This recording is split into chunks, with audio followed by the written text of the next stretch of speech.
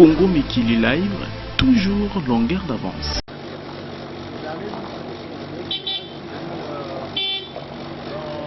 Kokene na ba résolution oyo bino nyonso bosi boyoki boko publier yango boko zwango ke M. Kabila akosa sous peuple congolais te tokokuta na biso misato opposition pouvoir na seni yabi misambongo ya république oyo a travailler 2 milliards de dollars à Tiango parce que moi qui ne peut pas être chef de l'État si ne serait pas capable de les applaudir très fortement. 1,5 milliard pour accorder l'élection.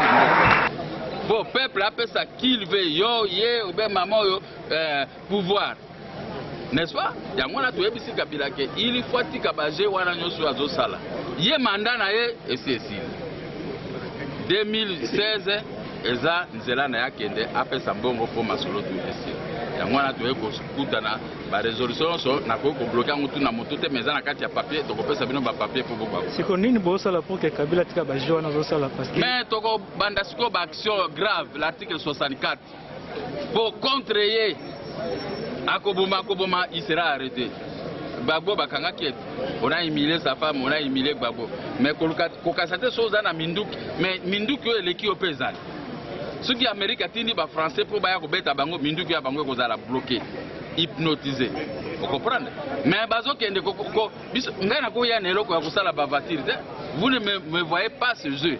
Ngana za na opposition et je vais rester dans so moninga na quitter opposition c'est que na côté na pouvoir pour na sauver peuple. Mais comme je suis à côté de l'opposition, makambo ya dialogue ezate. Bato ya dialogue bazo eza ko la lokoso omoni moninga so biso mika sika yo polingo landa. Ba moni palu ba sombi ba mituka, bazo imbongo yango bato yo so ba Rolanda biso pe to sala kwa palu. Mais voilà c'est pas ça. So bo sala kwa palu. Kabila tuzo bundisa kotika la wana, apesi bino 300. Siko bino bokobi kolia mbongo mais peuple congolais siko za dignité na biso bafoué par les Rwandais et les Ougandais. C'est besoin kasonite. C'est pourquoi on a bozo ya dialogue pourquoi parce que il faut que une élection malamu singi to fanda to solola. L'air yo zui mandat lelo yeba que chaque jour oti mbongo de côté. Mbongo ya yote mbongo ya république. N'est-ce pas? Constitution lobité que ceux qui yo si mandat na yo ale lobby nango siko bengi bato boyo kana po opesa bango pouvoir yo opesa bango ndamba pouvoir yo potika na pouvoir ouais les tricheries c'est la haute trahison de les applaudir très fortement. N'est-ce pas? On a dialogue pas capable pouvoir mais ça pour que babong yo za journaliste ngana za politicien. Sont les politiciens qui ont toujours été contactés. Pas contactés bino ba journaliste était. OK. Ce qui ngolo ebiso ngando za malade yo ko ndima ete expression no yebi angote. Ah, pourquoi biso to boy? Nous n'avons pas besoin d'argent, mais nous avons besoin de notre peuple, la paix et la sécurité dans notre pays, mais nous n'avons pas besoin d'argent. Hein? L'argent c'est pour distribuer. Mais là yo moto wana zo futa bino 70 000 francs par mois. Si ko yo le boko dialoguer, 70 continuer kaka no landa biso. Landa biso na question continue dialogue au Kolo bané vérité. Je vais parler avec un partant, un sortant. Hein? Yo sisi mandana so ngana ngamo ke lako solo na maso. Moi bokende pa na bato balingi dialogue mais pas biso mais bakozala humilier après. N'est-ce pas? Merci. Nous réitérons notre position et cette position est la suivante. C'est que le dialogue de M. Kabila est totalement inopportun. Aujourd'hui, ce qui vaille, c'est l'organisation des élections pour se conformer à la constitution du 18 février 2016. Notre constitution que nous avons obtenue avec beaucoup de souffrance, après beaucoup de négociations, après beaucoup de dialogues. Lusaka, Addis Abeba, Sun City, Pretoria. Voilà notre position sur le dialogue. Pas de dialogue.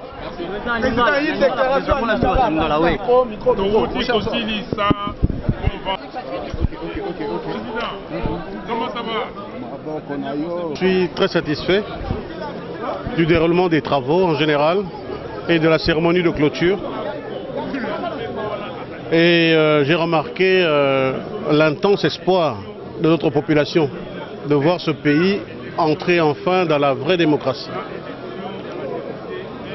Et par rapport au dialogue? Par rapport au dialogue, je pense que la position de la dynamique oppositionnelle est logique. Elle est logique parce que ce n'est pas un dialogue avec le pouvoir que nous refusons. Le dialogue est une réalité constante. Mais ce que nous refusons, c'est la forme du dialogue que nous propose le président Kabila. Parce que nous sommes convaincus que ce dialogue-là a pour but de nous conduire vers un glissement et donc de prolonger son mandat, ce qui n'est pas conforme à la Constitution. Et par rapport aux commissaires spéciaux? Mais voilà un autre exemple de violation. Mais je ne sais pas s'il faut saisir la Cour constitutionnelle. Parce que la saisir, ça veut dire qu'on suppose qu'elle est neutre. Elle est neutre et objective. Mais je pense qu'il faut d'abord commencer par dénoncer cette violation de la Constitution. Nulle part il est prévu dans notre Constitution l'existence de ce corps et leur nomination par le chef de l'État. Et je précise que la suspension des assemblées des députés provinciaux élus est aussi une violation de la Constitution. Senga M. Kabila avant concertation to kutana to sala ensemble kaneva pour na to kutana on a concertation. M. Kabila boyaki. Lelo M. Kabila comme tinda bato sika nyonso na ba parti nyonso oboya pardon nazana besoin na bino boya te. Bakende ndenge ba mesana ko kende na kimakasi o bazana ba militaire bazana ba policier bazana ba service à renseignement bakende nango yango no monitanga mi différence ezana ngote bo monique dynamique a outil ko souhaiter prompt rétablissement na président Etienne Tshisekedi Franck Diongo ya monaki ye lobby a lobby nanga ke président za malamu président Kalate a kozonga na mboka. Oui, monsieur l'honorable, parce que le président de la République ne s'est jamais prononcé pour un troisième mandat. Ne pensez-vous pas que c'est un procès d'intention? Mais ce que Monique Mboke comme il nungu pour nous se présent pour nous lobby que ce que zalato ko zalate. Mais il y a koko lo ba ko zalate. Bo monaki ba livre ya ba boshabite. Bo monaki ba aficionados na bangote. Bo monaki makambo ya monipte. Élection égale nene boy. Pourquoi tu bimaki le 19 janvier ti le 24 janvier? Parce que yo tango zo lobelo côté batu no ba ko kufa elingo lobelo koni et pas na biso ba kongo to bato lobaka ndoki ya kaka te o ndoki ye mutaye boy ndoki akoko ya lelongi na yo yango na soko moni ndoki belela. On va ranger la Mais vous êtes femme pour ça, non? Professeur, est-ce que la population congolaise peut avoir de l'espoir encore à la tenue de ces élections? Non, la population congolaise n'a pas à vivre d'espoir. La population congolaise doit se battre pour imposer les élections, pour sauvegarder la démocratie. Et quelles sont les grandes lignes qu'on peut retenir au sortir de ces grandes assises d'opposition? C'est comme on l'a dit précédemment. Je crois qu'aujourd'hui nous ne sommes plus au niveau des discours, nous sommes au niveau du combat. Les discours, c'est pour réarmer moralement la population. Mais le combat, c'est dans les slogans. Il faut qu'on élabore les slogans de combat, les chansons de combat. Et que chaque jour, on incite les Congolais à braver le danger. Idemo eko participer na masolo ya dynamique. Bino fe bozali membre na kati ya dynamique. Tokoye kozanga te po eza likambo ya mabele.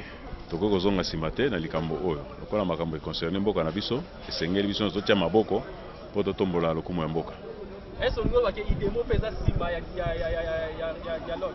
Miso no ezomona. Ah, tokende kozala nsima ya dialogue mpona likambo nini? Wana ezoka botandeli Kabila mbeto po alala na kimia. Tokokota na dialogue te. Kokota mokolo moko te na dialogue. Makanisi na biso ezali to respecter constitution ndenge balobaki ke mokonzi oyo aye bapesi ye chance akosala manda moko so asali malamu bapesi ye ya mibale.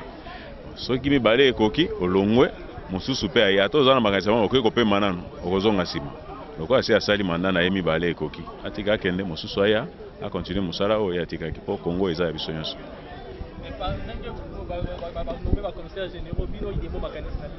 Tomoni ke tozongi na dictature. Nomination toboyaki yango po topona moto oyo peuple alingi. Yo koya konomele biso bato ata toboye donc ekomi dictature donc tondimi yango te. De les applaudir très fortement.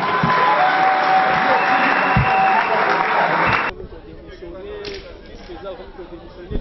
Est-ce que vous avez confiance dans la CENI?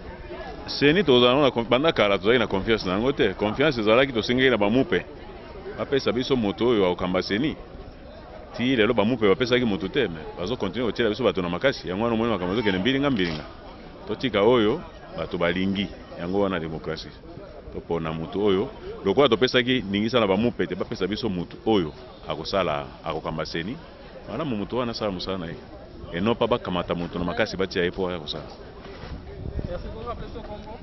Comme on a M. Paul Doudouline, nous allons secrétaire général adjoint, il y a UDEMO. Merci.